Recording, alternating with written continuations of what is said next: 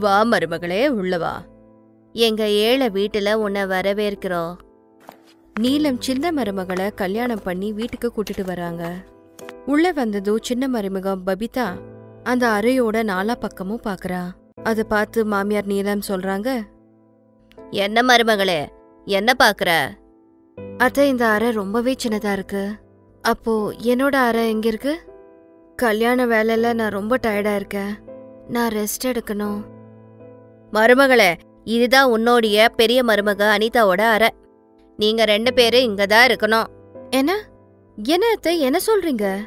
இப்பதான் எனக்கு புதுசா கல்யாணம் ஆயிருக்கு, நானும் பெரிய மருமகளும் ஒரு அறையில இருக்கணுமா?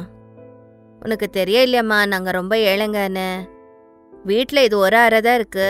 எங்க கிட்ட என்ன இருக்கோ அதுலயே அட்ஜஸ்ட் பண்ணிக்கணும். நான் கிச்சன்ல பாய் போட்டு படுக்கிறேன்.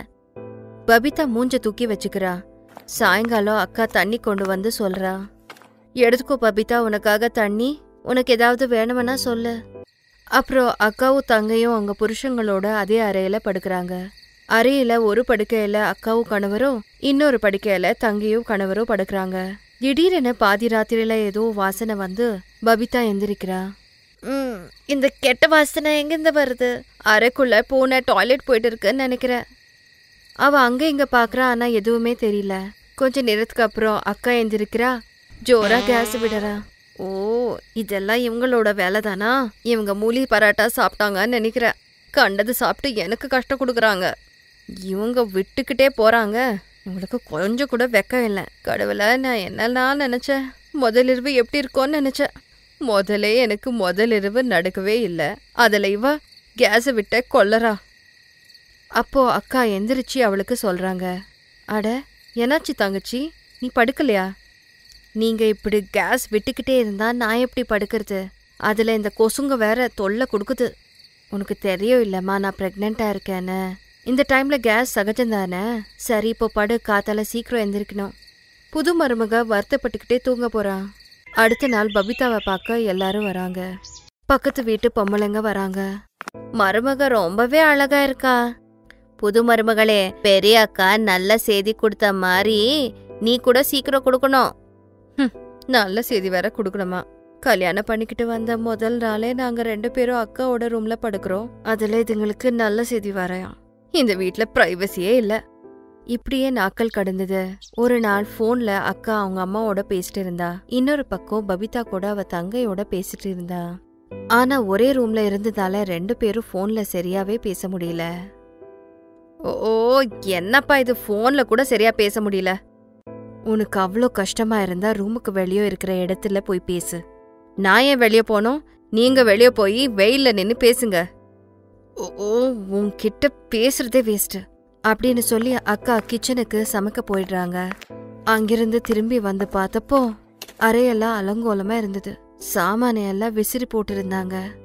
என்ன தங்கச்சி, என்னது அறையெல்லாம் இப்படி பண்ணி வச்சிருக்க? ஈரமான டவலை என் பெட் மேல போட்டிருக்க. இந்த துணியை ஏன் இப்படி வச்சிருக்க? அக்கா, மறக்காதீங்க, இது உங்க ரூம் மட்டும் இல்ல, என் ரூம் கூட. ஏன் அறையில நான் எப்படி வேணாலும் இருப்பேன், அதுக்கு யாரோட பர்மிஷன் தேவையில்லை. அதுக்கப்புறம் பிரெக்னெண்டா இருந்தாலும் அக்கா ரூமை எல்லாம் கிளீன் பண்றாங்க. இப்படியே நாட்கள் கடந்தது. அக்காவோட டெலிவரி டைம் நெருக்கமா இருந்ததால அவங்க மாமியார் சீமந்தம் பண்ண நினைச்சாங்க. அதுக்காக அனிதா மிரர் முன்னாடி நின்னு தயாராகிறாங்க. அத பார்த்து சின்ன மருமக சொல்றா, அக்கா, உங்க அலங்காரம் முடிஞ்சதுன்னா இந்த பக்கம் வாங்க, நான் கூட ரெடி ஆகணும். ஸ்ரீமந்தம் எனக்கு தானே, ஃபர்ஸ்ட் நான் நல்லா ரெடி ஆகணும், அப்புறம் நீ ரெடி ஆகு. ஐயோ, என்ன கஷ்டமடா இது. இந்த வீட்ல ரூமு, கண்ணாடி, பாத்ரூமு எல்லாம் ஒண்ணுதான் இருக்கு. எதை எடுத்தாலும் ஒண்ணுதான் இருக்கு.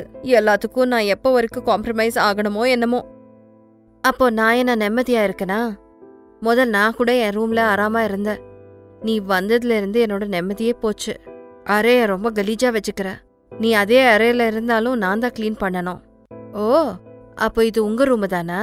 உங்களுக்கு இதுல எவ்வளோ ரைட்ஸ் இருக்கோ எனக்கு கூட தான் இருக்கு. இந்த மாதிரி பேசிக்கிட்டே 2 பேருக்கும் வாக்குவாதம் அதிகமாகி சண்டை ஆரம்பிச்சிடுச்சு. இப்படி நடக்கும்போது திடீரென அனிதா மேல கை விழுந்துடுச்சு. அதனால கர்ப்பமான அவ விழ போறா. அதுக்குள்ள புருஷன் நரேஷ் வந்து அவளை பிடிச்சுக்கிறா. அந்த கடவுளுக்கு கோடிக்கணக்கான நன்றி. நீ விழும்போது புடிச்சிட்டேன். நான் வரலனா என்ன ஆகியிருக்கும்? என் பையன் இப்போ இங்க இருக்கலன்னா அவ கீழே விழுந்து அவ உயிருக்கே ஆபத்தா முடிஞ்சிருக்கும். நீங்க 2 பேரும் உங்க பத்தி மட்டும் இல்ல, அந்த குழந்தை பத்தியும் யோசிக்கணும் இல்லையா? எனக்கு தெரியும் ஒரே அறை இருக்கிறதுனால உங்களுக்கு கஷ்டமா இருக்குன்னு. ஆனா அதுக்காக நீங்க 2 பேரும் அடிச்சுக்கணுமா? நீங்க 2 பேரும் இந்த விஷயத்த புரிஞ்சுக்கணும். இப்போ நாங்க ஏழைங்க, எங்க கிட்ட வசதி இல்ல. ஆனா என் 2 பசங்க உங்களுக்காக கஷ்டப்பட்டுக்கிட்டு தான் இருக்காங்க. அவங்க கண்டிப்பா வசதி பண்ணுவாங்க. எங்களை மன்னிச்சிடுங்க அத்தை, நாங்க தப்பு பண்ணிட்டோம். இப்படி பண்ண மாட்டோம். ஆமா அத்தை. அப்போ பெரிய பையன் நரேஷ் சொல்றா. சரி, நீங்க கவலைப்படாதீங்க. நாம இடத்த வாங்கி சீக்கிரமாவே 3 ரூம் இருக்கிற மாதிரி வீடு கட்டலாம். நாங்க வீடு வாங்கறதுக்கு முன்னாடி உங்க 3 பேருக்கும் சர்ப்ரைஸ் கொடுக்கணும். நீங்க கவலைப்படாதீங்க, நம்மளுடைய கவலை எல்லாம் சீக்கிரமே சரியாயிடும். இந்த விஷயம் கேட்டு 3 பேரும் ரொம்ப சந்தோஷப்படுறாங்க. இப்போ அக்கா தங்கச்சி 2 பேரும் ஒருத்தருக்கு ஒருத்தர் நல்லாவே பழக ஆரம்பிச்சிட்டாங்க. ஒரு ரூமால அவங்க சண்டை போடுறது கூட நின்னு போச்சு. கொஞ்ச நாள்ல அவங்க வீடு கூட தயாராயிடுச்சு. அவங்க எல்லாரும் வேற வேற அறையில சந்தோஷமா வாழ்றாங்க.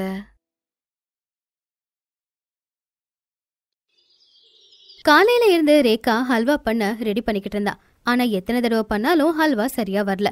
அதனால அவ ரொம்பவே கோவப்பட்டா. இங்க பாருமா, என்னால இந்த ஹல்வாலாம் பண்ண முடியாது. காலையில இருந்து 3 தடவை ட்ரை பண்ணிருக்கேன். சக்கரை கம்மியா போகுது, இல்ல நெய் கம்மியா போகுது. இப்ப பாரு எப்படி தண்ணியா இருக்கு. என்னால இதெல்லாம் செய்ய முடியாதுமா. ரேகா, கடந்த 1 வாரமா உனக்கு நான் கத்து கொடுக்குறேன். ஆனா பொருட்களோட அளவு பார்க்கும்போது உன்னுடைய கவனம் எங்க போகுதுன்னே தெரியல. சோசியல் மீடியால பார்த்து கூட நீ ஹல்வா பண்றத கத்துக்கல. நாளைக்கு கல்யாணம் ஆகி நீ மாமியார் வீட்டுக்கு போனா ஏதாவது மந்திர ஹல்வா தான் பண்ணணும். அப்புறம் உன் மாமியார் என்னதான் திட்டுவாங்க, பொண்ணை எப்படி வளர்த்து வச்சிருக்காங்க அப்படின்னு. அம்மா, நீ சொன்ன மாதிரியே அங்க போனதும் ஒரு மந்திர ஹல்வா பண்ற மாதிரி இருந்தா எவ்வளவு நல்லா இருக்கும். இப்படி மாய மந்திரத்தால எல்லாமே நடந்துச்சுன்னா இன்னைக்கு உங்க அம்மா கிச்சன்ல மந்திரத்தால சமையல் எல்லாம் பண்ணிருப்பா. இதெல்லாம் ஏதாவது கதையில நடக்கும். மந்திர ஹல்வா பண்றதெல்லாம் உண்மையிலேயே இதெல்லாம் நடக்காது. ஆனா ரேகாவோட மனசுல அது ஆழமா பதிஞ்சுது. ரேகாவுக்கு இன்னும் 15 நாள்ல கல்யாணம். அதனால அவளுடைய மாமியார் ஏற்கனவே சொல்லிட்டாங்க, மருமக வீட்டுக்கு வந்த முதல் நாளே ஹல்வா பண்ணி கொடுக்கணும் அப்படின்னு. ரேகா ஏதாவது மந்திர ஹல்வா அன்னைக்கு பண்ணிட முடியுமா அப்படின்னு யோசிச்சுக்கிட்டு இருந்தா. அது குளிர்காலம். ஒரு நாள் ரேகா கல்யாணத்துக்கான பர்ச்சேஸ் முடிச்சுக்கிட்டு அவங்க அம்மா கூட வந்துகிட்டு இருந்தப்போ, அம்மா, இந்த பையெல்லாம் எடுத்துட்டு நீங்க நேரா ஆட்டோல நம்ம வீட்டுக்கு போயிடுங்க. நான் என் ஃப்ரெண்ட் ஷீத்தில் போய் பார்த்துட்டு வரேன். அவகிட்ட என்னுடைய மேக்கப் கிட்ட இருக்கு, அதை வாங்கிட்டு வரணும். அப்புறம் நிறைய பொருட்களை ஆன்லைன்ல ஆர்டர் பண்ண சொல்லியிருக்கேன். அதெல்லாம் அவள் வீட்டில் தான் இருக்கு. சாயந்தரம் இன்னும் ஆயிடுச்சுன்னா ரொம்ப குளிரும். அப்புறம் கல்யாணத்துல உங்களால வந்து நிற்க முடியாதுமா. சரி சரி, நீயும் சீக்கிரமா வீட்டுக்கு வந்துடு. சரிம்மா, நீங்க வீட்டுக்கு போங்க, நான் சீக்கிரமாவே வீட்டுக்கு வந்துடுறேன். என்னடா இது, இன்னைக்கு இப்படி குளிருது. சில்லுன்னு காத்து வேற வீசுது. சரி, என்கிட்ட ஷால் இருக்குல்ல, அதை போத்திக்கிறேன். ரேகா அந்த ஷாலை போத்திக்கலான்னு எடுக்கும்போது அவளுடைய கவனம் பக்கத்திலே உட்காந்துருந்த ஒரு வயசான பாட்டி மேல போச்சு. எல்லாரும் அந்த பக்கமா வராங்க போறாங்க. ஆனா குளிர்ல நடங்குற அந்த பாட்டிக்கு எந்த ஒரு உதவியும் செய்யல. ரேகா அந்த பாட்டி பக்கத்துல போனா. அட அம்மா, குளிர் அதிகமா இருக்கு. நீங்க ஏன் எந்த ஒரு ஸ்வெட்டரையும் போட்டுக்கல? இல்லம்மா, நான் ரொம்ப ஏழை. என்கிட்ட போத்திக்கிறதுக்கு எந்த ஒரு போர்வையும் கிடையாதுமா. அம்மா, இந்தாங்க, இதுல ஸ்வெட்டரும் ஒரு ஷாலும் இருக்கு. நீங்க இதை போட்டுக்கோங்க, கொஞ்சம் குளிராது. நான் இப்போ போய் உங்களுக்கு சாப்பிட ஏதாவது சூடா இல்லைன்னா டீ இந்த மாதிரி ஏதாவது வாங்கிட்டு வரேன். அந்த வயசான பாட்டி ரேகா கொடுத்த துணியை போட்டாங்க. அப்போ ரேகா அவங்களுக்காக டீயும் சாப்பிட்றதுக்கானதும் எடுத்துட்டு வந்தா. அதை பார்த்து அந்த பாட்டி சந்தோஷப்பட்டாங்க. குழந்தை, நீ உண்மையிலேயே ரொம்ப நல்லவம்மா. இந்த கலிகாலத்துல என்ன மாதிரி ஏழைங்களுக்கு யாரு உதவி செய்யறாங்க? ஆனா பாவம், நீ நிறைய உதவி செஞ்சிருக்க. இப்படி பார்த்துக்கிட்டு இருக்கும்போதே அந்த வயசான பாட்டி ஒரு அழகான தேவதையா மாறிட்டாங்க. பயப்படாத, நான் ஒரு தேவதை. எனக்கு ஒரு சாபம் கிடைச்சிருந்தது. பல வருஷங்கள் நான் பூலோகத்துல ஒரு வயசான பாட்டியோட உருவத்துல வாழணும்னு. நான் ஒரு வயசான பாட்டிய கிண்டல் பண்ணேன். அதனால அந்த பாட்டி எனக்கு சாபம் கொடுத்தாங்க, நீயும் வயசானவளா மாறிடுன்னு. அப்பதான் வயசானவங்களோட கஷ்டம் உனக்கு தெரியும். யாருமே வயசானவங்களுக்கு உதவி செய்ய வரமாட்டாங்க. ஒருவேளை யாராவது உனக்கு உதவி செஞ்சாங்கன்னா அப்போ உனக்கு சாப விமுக்தி கிடைக்கும்னாங்க. இத்தனை நாளா யாரும் எனக்கு எந்த உதவியும் செய்யல. இன்னைக்கு நீ எனக்கு உதவி செஞ்சிருக்க. அதனாலதான் இன்னைக்கு நான் மறுபடியும் தேவதையா மாறினேன். அதுக்காக உனக்கு நான் ஏதாவது கொடுக்க விரும்புறேன். கேளு, உனக்கு என்கிட்ட இருந்து என்ன வேணும்? தேவதையே, எனக்கு ஒரே ஒரு ஆசைதான் இருக்கு. 2 நாளுக்கு அப்புறமா எனக்கு கல்யாணம். ஆனா எனக்கு ஹல்வா பண்ண தெரியாது. நான் ஹல்வா பண்ற மாதிரி ஏதாவது மேஜிக் இருக்கா? என்ன எல்லாருமே பாராட்டணும். ஓஹோ, இவ்வளவுதானா? ஒரு நிமிஷம். அப்ப தேவதை மந்திர தண்டத்தை திருப்பினாங்க. இதோ, இது மந்திர சக்கரை. இந்த சர்க்கரையை பயன்படுத்தி நீ எப்பெல்லாம் ஹல்வா பண்றியோ அந்த ஹல்வாவோட சுவை உண்மையிலேயே ரொம்பவே நல்லா இருக்கும். உங்களுக்கு ரொம்ப ரொம்ப நன்றி தேவதையே, என்னுடைய பெரிய கஷ்டத்தை நீங்க தீர்த்திட்டீங்க. தேவதை கிட்ட இருந்து ரேகா அந்த சர்க்கரையை வாங்கி வீட்டுக்கு எடுத்துட்டு போய் யாருக்கும் தெரியாம அதை ஒரு பெட்டியில போட்டு வச்சா. 2 நாளுக்கு அப்புறம் ரேகாவோட கல்யாணம் வினோத் அப்படிங்கிற பையன் கூட நல்லபடியாவே நடந்தது. இங்க பாருமா ரேகா, உனக்கு முன்னாடி இந்த வீட்டுக்கு வந்த மூத்த மருமகளும் வந்தன்னைக்கே சுவையான ஹல்வா செஞ்சு எங்க எல்லாருடைய மனசையும் ஜெயிச்சிருந்தா. இன்னைக்கு நீயும் அவளை விட சுவையான ஹல்வா செஞ்சு எங்க மனசெல்லாம் ஜெயிக்கணும். தேவதை கொடுத்த சர்க்கரையை போட்டு நான் ஹல்வா பண்றேன். கண்டிப்பா அந்த ஹல்வா நல்லா இருக்கும்.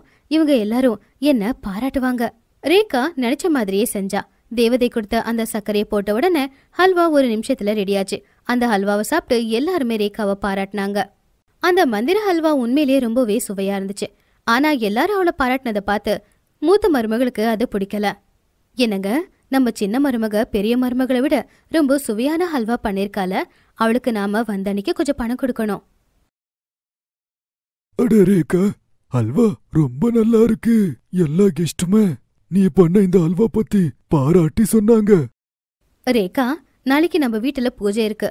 அதனால பூஜைக்கு ஹல்வா நீயே பண்ணிடு. பெரிய மருமக பூரி செஞ்சிடுவா. உன்னுடைய கல்யாணத்துக்கு அப்புறமா நம்ம குலகுரு முத தடவை வீட்டுக்கு வராரு. அவரை நாம நல்லபடியா கவனிச்சுக்கணும். நம்மளுடைய குடும்பத்தோட சம்பிரதாய பிரகாரம் நம்ம குலகுரு முத தடவையா வீட்டுக்கு வராருன்னா வீட்டுக்கு வந்த மருமகள் கையால செஞ்ச ஹல்வாவை தான் நம்ம கொடுப்போம். சரிங்க அத்தை, நான் பண்ணிடுறேன். ரேகா அவ எடுத்துட்டு வந்த அந்த சர்க்கரையை எடுத்தா. ஆனா அத மூத்த மருமக பாத்துட்டா. இந்த சர்க்கரை என் வாழ்க்கையவே காப்பாத்திருச்சு. இதுல நான் ஹல்வா செஞ்ச ரொம்ப சுவையா இருக்கு. அது மட்டும் இல்லாம எவ்வளவு சர்க்கரை எடுக்கிறேனோ அவ்வளவு சர்க்கரை மறுபடியும் வந்துருது. இது ரொம்ப நல்ல விஷயம். இதெல்லாம் அந்த தேவதையோட மேஜிக் தான். ஓஹோ, இந்த ரேகா செய்யற ஹல்வாவோட சுவைக்கு காரணம் இந்த மந்திர சர்க்கரை தானா? நான் இந்த சர்க்கரையை திருடிட்டா நாளைக்கு இவ எப்படி ஹல்வா பண்ணுவா அப்படிங்கறத நானும் பாக்குறேன். ரேகா அடுத்த நாள் ஹல்வா செய்யலாம் அப்படின்னு பார்த்தப்போ பெட்டியை திறந்து பார்த்தா அதுல அவளுடைய சர்க்கரை இருக்கல. அதை பார்த்ததும் அவ அழ ஆரம்பிச்சா. ஆனா இப்போ அவ எப்படியாவது ஹல்வா செஞ்சது ஆகணும்.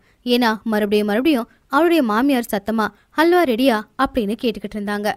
ரேகாவுக்கு இப்ப நல்லாவே ஹல்வா பண்ண தெரியும். அதனால எல்லா பொருட்களையும் சரியா போட்டு அவ ஹல்வா செய்ய ஆரம்பிச்சா. சாப்பிட்ட எல்லாரும் ஹல்வா நல்லா இருக்குன்னு பாராட்டினாங்க. ரேகா அதை பார்த்து ரொம்பவே ஆச்சரியப்பட்டா. நான் இந்த தடவை தேவதை கொடுத்த அந்த சர்க்கரையை மிக்ஸ் பண்ணவே இல்லையே. நான் சாதாரணமா தானே ஹல்வா பண்ணேன். ஆனா எப்படி இவ்வளவு சுவையா இருக்கு? அட, நான் அந்த சர்க்கரையை ஒளிச்சு வச்சனே, அப்புறம் எப்படி ரேகாவால இவ்வளவு சுவையா செய்ய முடிஞ்சது? அப்போ ரேகா முன்னாடி அந்த தேவதை வந்தாங்க. ரேகா, நீ கவலைப்பட வேண்டிய அவசியமே இல்ல. இந்த வீட்டோட மூத்த மருமகள் தான் அந்த சர்க்கரையை எடுத்து ஒளிச்சு வச்சிருந்தா. ஆனா உனக்கு அந்த ஹல்வா பண்ணி ரொம்பவே பழக்கமாயிடுச்சுல, அதனால நீயாவே ரொம்ப சுவையாவே அந்த ஹல்வாவை பண்ற. யாரு ஒருத்தங்க ஒரு வேலையை மறுபடியும் செய்யறாங்களோ அது அவங்களுக்கு நல்லாவே பழகி போயிடும். அதை அவங்களால ரொம்ப நல்லபடியாவே செய்ய முடியும். இனிமே நான் கொடுத்த அந்த சர்க்கரையோட அவசியம் உனக்கு கிடையாது. தேவதை சொன்னதை கேட்டு ரேகா உண்மையில ரொம்ப சந்தோஷப்பட்டா. ஆனா அந்த வீட்டோட மூத்த மருமக எதுவும் செய்ய முடியாம அமைதியா போயிட்டா. Thanks for watching.